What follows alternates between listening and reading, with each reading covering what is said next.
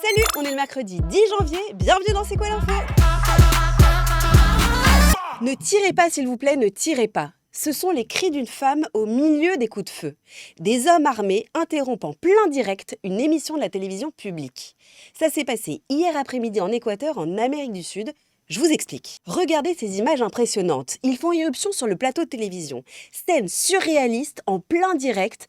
Ils prennent en otage des journalistes et d'autres employés de la chaîne. Ils forcent tout le monde à se mettre à terre. Certains des assaillants s'affichent le visage à découvert ou se filment avec leur téléphone portable. Plusieurs d'entre eux font des signes avec leurs doigts pour le montrer qu'ils appartiennent à des bandes criminelles liées au narcotrafic. C'est le trafic de stupéfiants ou le trafic de drogue. Au milieu des cris et des coups de feu, les images continuent d'être diffusées en direct pendant de longues minutes, malgré l'extinction des lumières du plateau. Puis, les cris « Police, police » ont été entendus. Les narcotrafiquants font régner la terreur en Équateur. Il y a une vraie crise sécuritaire dans tout le pays. Les violences s'enchaînent, les meurtres, les prises d'otages, les incendies. Rien que ces 3 derniers jours, il y a eu l'évasion de Fito, le dangereux chef de gang devenu ennemi public numéro 1. Il y a eu des révoltes dans les prisons et l'enlèvement de policiers. Et pour toutes ces raisons, l'état d'urgence a été proclamé dans tout le pays. En clair, la sécurité des civils est renforcée et du coup, les libertés sont limitées. Par exemple, toutes les écoles sont fermées et un couvre-feu est mis en place dans tout le pays entre 23h et 5h du matin. Ça veut dire que pendant cette période, les gens ne peuvent pas sortir de chez eux. Après tous ces événements, le président de l'Équateur a ordonné que les groupes criminels impliqués dans le trafic de drogue soient neutralisés, ça veut dire soient arrêtés. Et pour ça, il utilise l'armée en plus de la police nationale. C'est le meilleur buteur du Paris Saint-Germain en Coupe de France. Il s'appelle, sans surprise, Kylian Mbappé. Et grâce à ses 3 derniers buts face à l'US Revel dimanche soir, il explose le compteur. En août dernier, il battait aussi le record du buteur le plus rapide face à Lille, après seulement 3 passes en 8 secondes de jeu sur le terrain.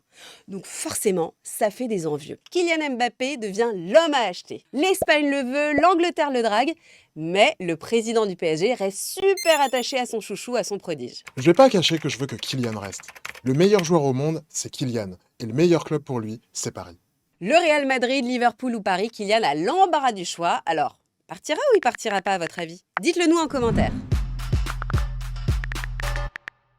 S'endormir le ventre vide et étudier le ventre vide, c'est pas des conditions pour faire des études tout simplement. Un étudiant sur 5 ne mange pas à sa faim selon un syndicat étudiant.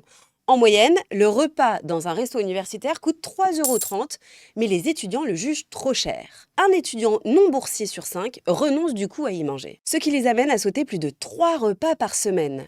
Et toujours selon l'étude, la moitié des étudiants ne peuvent pas se permettre d'acheter des fruits ou des légumes chaque semaine. Salut, c'est quoi l'info? Donc effectivement, le chiffre de 20% d'étudiants qui ne mangent pas à leur faim fait énormément peur aux lycéennes et lycéens. Et j'irais même jusqu'à dire qu'au moment de Parcoursup, il y a beaucoup de candidats qui ne mettent pas de vœux, qui sont hors de leur ville d'origine pour ne pas avoir justement à payer leur nourriture eux-mêmes. Et c'est évidemment un calvaire pour eux parce que à partir du moment où on ne peut pas manger à sa faim, on a du mal à étudier et donc on rate ses études. Donc le syndicat demande maintenant des tarifs de restauration à 1 € pour toutes et tous.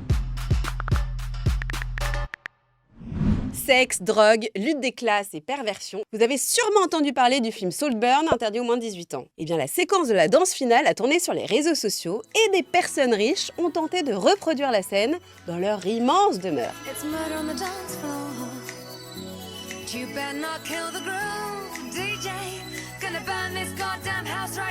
Un peu gênant, car le problème, c'est que la plupart n'ont certainement pas vu le film et sont passés complètement à côté du message. Cette scène de fin raconte qu'au final, le plus faible a réussi à dominer les plus forts. Bon, la bonne nouvelle, c'est que ça a relancé cette fantastique chanson de Sophie Ellis Bextor.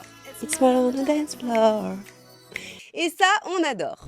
Bon, en tout cas, merci de nous avoir suivis. Demain, vous retrouvez le merveilleux Nasser Boubaker. En attendant, abonnez-vous à la chaîne et dites-nous ce qui vous plaît ou pas. On prend tous vos bons conseils pour s'améliorer. Moi, je vous dis à la semaine prochaine. Bye bye!